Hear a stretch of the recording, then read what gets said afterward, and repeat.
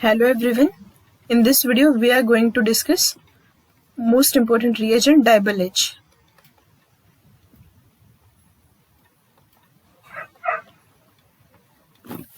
अब ये जो डाइबल H हमने यहाँ पे लिखा है तो इसका लॉन्ग फॉर्म क्या होता है? तो इसका जो लॉन्ग फॉर्म है वो होता है डाई आइसोब्यूटिल एल्यूमिनियम हाइड्राइड।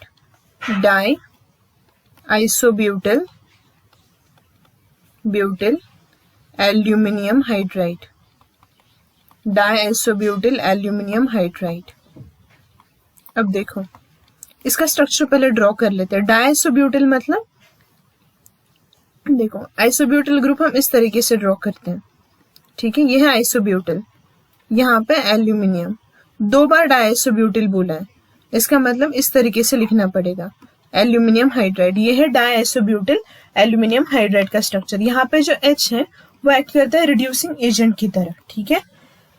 तो यहाँ पे हमने देखा कि डाईआइसोब्यूटिल एल्यूमिनियम हाइड्राइड का जो डाइबल H का लॉन्ग फॉर्म क्या है और उसका स्ट्रक्चर देखा यहाँ पे, ठीक है। अब देखते हैं कि डाइबल H के एप्लीकेशंस होते क्या है, मतलब डाइबल H का यूज होता कहाँ पे है, ठीक है।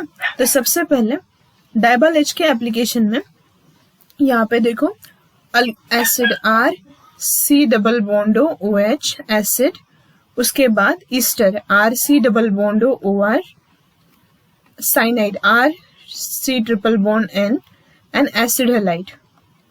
इन सभी को कन्वर्ट किस में करता है ये? इन सभी को कन्वर्ट करता है वो अल्डिहाइड में, ठीक है। तो इसका एप्लीकेशन ये है कि इन सभी का जो प्रोडक्ट आएगा वो क्या आता है? अल्डिहाइड आता है, ठीक है।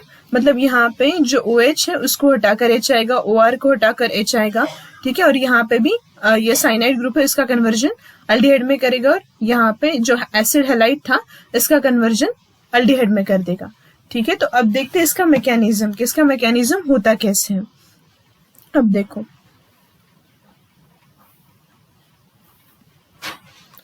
सभी का मैकेनिज्म लगभग सेम ही है। तो अब देखो सबसे पहले हम यहाँ पे लेते हैं acid halide RC double bond Cl। यहाँ पे एल्यूमिनियम है, उसको H अटैच है, और यहाँ पे डाईआइसोब्यूटिल है, यहाँ पे एम्प्टी ऑर्बिटल है, ठीक है। हाँ, तो अब क्या होगा यहाँ पे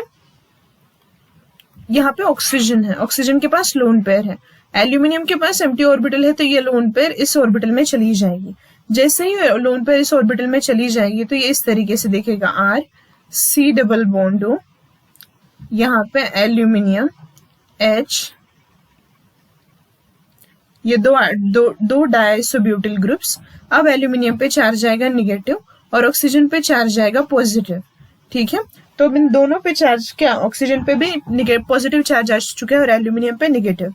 अब देखो ये जो H है यहाँ पे, ये H क्या करेगा? अब यहाँ पे देखो ऑक्सीजन पे पॉजिटिव चार्ज है, मतलब ये ज्यादा इलेक्ट्रॉन खींच रहा है, मतलब इलेक्ट्रॉन विड्रॉ करने की टेंडेंसी ज्यादा हो चुकी है, तो ये जो कार्बन है वो मोर इलेक्ट्रोफिलिक बनेगा। तो अब यहाँ से H माइनस क्या करेगा?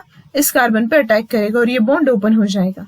जैसे ये बॉन्ड ओपन हो जाएगा ये इस तरीके से दिखेगा RCOAl, यहाँ पे दो आइसोब्यूटिल ग्रुप्स, यहाँ पे Cl और यहाँ पे H, इस तरीके से, ठीक। तो अब देखो H इस कार्बन पे आ चुका है। अब आगे देखते हैं। अब जो एल्यूमिनियम है उसका ऑर्बिटल फिर से एम्प्टी हो चुका है, तो यहाँ पे हम वाटर यूज करते हैं। तो वाटर क्या करेगा? इसकी जो लोन पेयर है इसको इस एम्प्टी ऑर्बिटल में डालेगा। जैसे ही लोन पेयर इस एम्प्टी ऑर्बिटल में जाएगी तो यहाँ से ऑक्सीजन और एल्यूमिनियम के बीच का बॉन्ड टूटेगा। तो इसको हम इस तरीके से पहले दिखाते हैं, फिर से पहले ये वाटर का बॉन्ड दिखाते हैं और फिर से आगे जो बॉन्ड ओपन होंगे वो दिखाएंगे। यहाँ पे ऑक्सीजन, यहाँ पे Cl, यहाँ पे H, यहाँ पे एल्यूमिनियम है, यहाँ पे आपको वाटर ने अटैक किया है यहाँ पे, ठीक है। और यहाँ पे ये दो आइसोब्यूटिल ग्रुप्स, यहाँ पे नेगेटिव चार्ज आ चुका है। अब क्या होगा? ये नेगेटिव चार्ज जो है, मतलब यहाँ पे जो बॉन्ड है इन दोनों के बीच में, ये बॉन्ड टूटेगा। क्यों टूटेगा अब ये बॉन्ड? क्योंकि यहाँ पे क्या करना है हमें, यहाँ पे क्या करना है, जो नेगेटिव चार्ज आ चुका है उसको भी न्यूट्रलाइज करना है।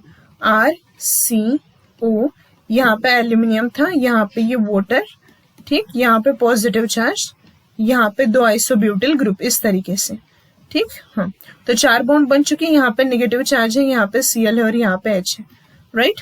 आगे क्या हो जाएगा, अब देखो ये जो नेगेटिव चार्ज है, मतलब ये बॉन्ड यहाँ से यहाँ टूटेगा और Cl यहाँ से बाहर निकलेगा। जैसे ये बॉन्ड टूटेगा, फिर से जो एल्यूमिनियम है उसकी वैलेंसी क्या हो जाएगी, कम हो जाएगी, ठीक है। जैसे ही वाटर ने यहाँ पे इलेक्ट्रॉन्स दे दिए तो यहाँ से क्या हो जाएगा, बॉन्ड टूट जाएगा। तो ये इस तरीके से दिखेगा, R C double bond O H, ठीक। तो अल्डिहाइड में ये क्या हो चुका है, कन्वर्ट हो चुका है। ओके, तो इस तरीके से हमने इस वीडियो में देखा कि डाइबल H का यूज करके हम क्या कर सकते हैं, एसिड को, ईस्टर को, एसिड हैलाइड को और साइनाइड को कन्वर्ट कर सकते हैं अल्डिहाइड में।